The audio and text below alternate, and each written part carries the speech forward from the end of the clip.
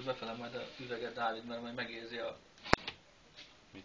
A degó, hogy veszélyem, azt majd rontani akar kifelé. Ja. A daca bőle. Ó, megláttam.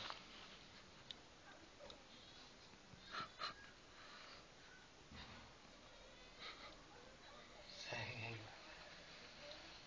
Ennyi kész. Aha. Ez még okos döntés volt. A berendezés idáig volt ilyen szép egyébként.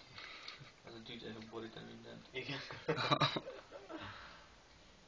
Lehet a fát még nem kellett volna berakni.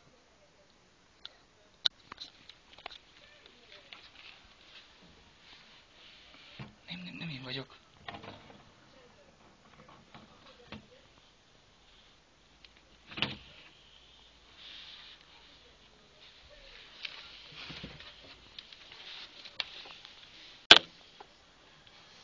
Húzd be az ajtót.